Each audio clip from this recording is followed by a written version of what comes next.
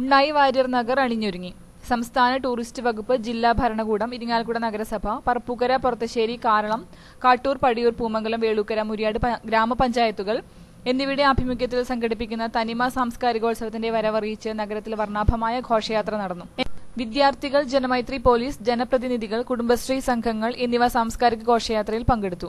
കുട്ടംകുളം പരിസരത്ത് നിന്ന് ആരംഭിച്ച ഘോഷയാത്ര നിയമസഭാ deputy speaker Shri Jose baby flag off ചെയ്തു. താള, നൃത്ത, വർണ്ണ വിസ്മയങ്ങൾ നിറഞ്ഞ ഘോഷയാത്രയിൽ ഇരിങ്ങാലക്കുടയിലെ വിവിധ കലാ സാംസ്കാരിക സംഘടനകൾ അവതരിപ്പിച്ച കലാരൂപങ്ങൾ, വാദ്യവിശേഷങ്ങൾ, നിശ്ചല ദൃശ്യങ്ങൾ, NCC, സ്കൌട്ട്സ് ആൻഡ് ഗൈഡ്സ്, പാരമ്പര്യ കലകളുടെ അവതരണം എന്നിവ അകമ്പടിയായി.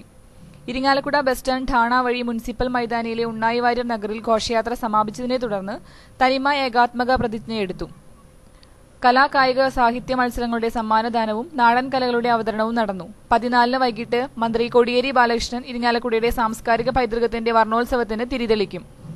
മന്ത്രി ശ്രീ AK ബാലൻ, ശ്രീ ലോനപ്പൻ നമ്പാടൻ MP, MLA മാർ, ജില്ലാ കളക്ടർ, ജില്ലാ പഞ്ചായത്ത് പ്രസിഡന്റ്, വിവിധ സാമൂഹ്യ സാംസ്കാരിക നേതാക്കൾ തുടങ്ങിയവർ ചടങ്ങിൽ പങ്കെടുക്കും.